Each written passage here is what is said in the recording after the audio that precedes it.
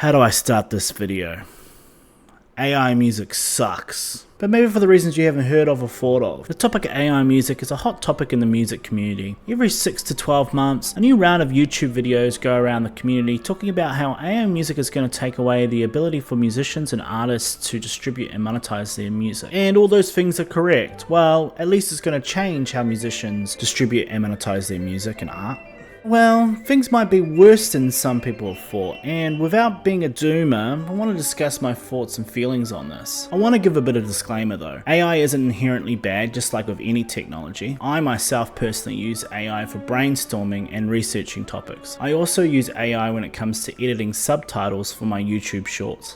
With that out of the way, let's get into it. You see, musicians have always had to adapt to changes in technology and have had to find new ways to make money. This has even happened in my lifetime. For recording companies and streaming platforms, musician artists had patrons, such as the Catholic Church, a king or a queen, who would essentially pay them for performances or request them to write a show or an opera. And then came the invention of the printing press, which allowed musicians to sell their music and distribute it without the reliance on patrons as much. We also know after that came, the ability to record music as well. So artists and musicians needing to change with technology is nothing new. However, the introduction of AI and it essentially learning off the whole entire body of human history when it comes to recorded music and its ability to essentially imitate any music genre is, well, concerning. And not because musicians and artists are going to go out of business. I mean, that is bad. But the next generation of musicians and artists aren't going to take the time to really learn the skills and the art form of making music, and aren't going to learn the history of music as well. I mean, this is already kind of an issue with certain genres of music now anyway.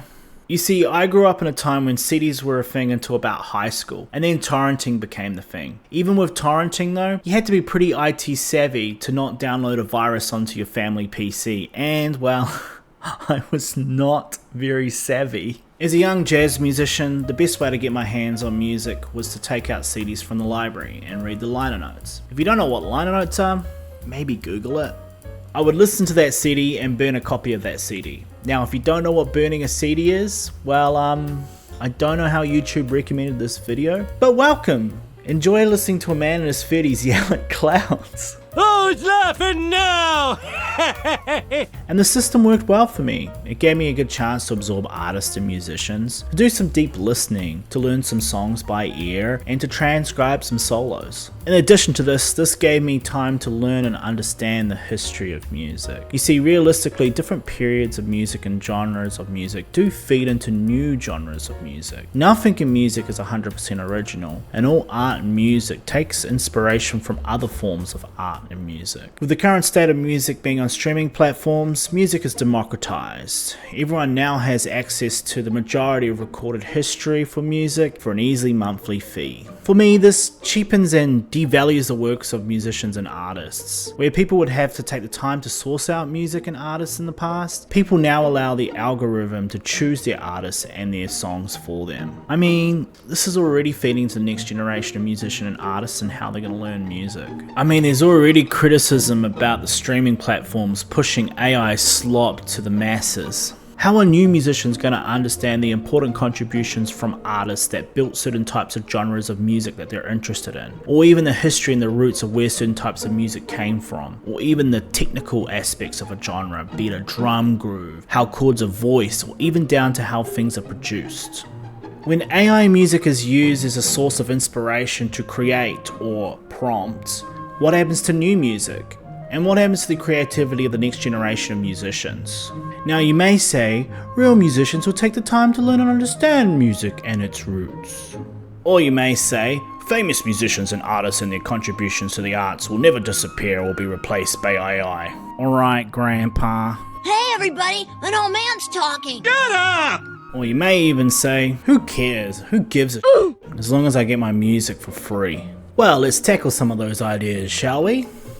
Well, firstly, People are lazy and will find the easiest option when it comes to learning how to make music. It's hard spending time researching artists and spending 10,000 hours to get good at your craft when it comes to learning your instrument. I mean, the best example I can come up with is people selling MIDI chord packs that allowed musicians to plug in different combinations of chords into their DAW when it came to writing music, without needing to understand chords and how they function. I mean, as a tool, it's not inherently bad, but just like with AI, it's the lazy man's shortcut, with not needing to learn about chords, how they function, or why they work. You see, I believe that most musicians and people are going to find the easiest way when it comes to writing music. And for those musicians and artists who already have the fundamentals and understanding of music and its genres, the use of AI as a tool in the writing process is not really a problem for me.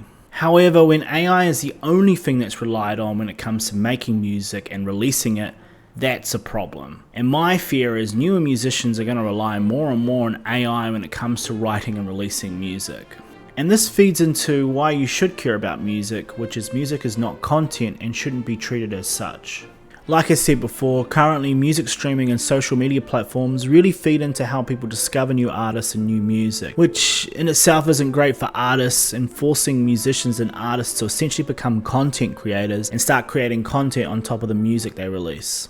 Hi there, I'm a musician. Scratch that, a content creator. Please like and subscribe so I can release more music. Please, please, please, please, please, please, please, please.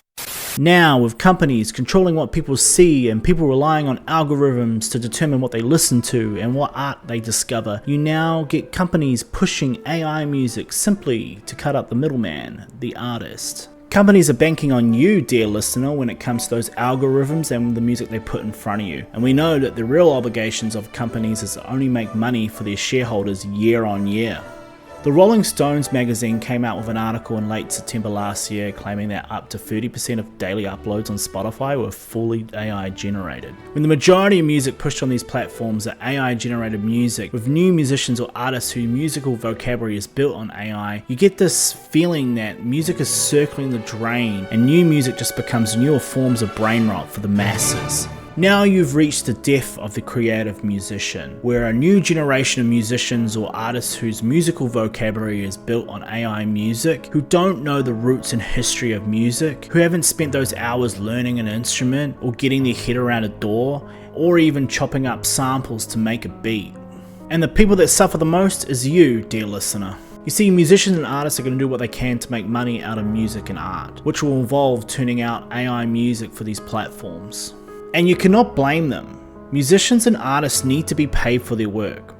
And if companies dictate AI music as their way of pushing music to the masses, then musicians are going to have to play ball and prompt music for you to consume. You wanted access to the entire recorded history of music for a low monthly fee, and for that, dear listener, you will only have AI slop and brain rot music to listen to. How ironic. Wow. Okay, that got pretty dark and dystopian for a second. So, what are some things as listeners and musicians that we can do? Well, I think there needs to be a more ethical approach when it comes to how we consume music. Instead of allowing algorithms to determine what we listen to, do some research, learn about different genres of music, take your time to listen and appreciate music as well. If you live in a city, go and support live local music and bands. Buy physical copies of media, such as records from artists and bands, or purchase a download code from their website. Remember, music is not content, music is art, and is something that's not just to be consumed. If you made it this far in the video, thank you. This video has been slightly different from what I usually talk about on this channel, with the channel's focus usually being on music and video games and media. I just wanted to add my 2 cents to this growing conversation though. If you like this content, or you think my other content seems interesting, consider liking and subscribing to the channel. Every sub and like really helps grow the channel. And in the meantime, thanks for watching. Cheers.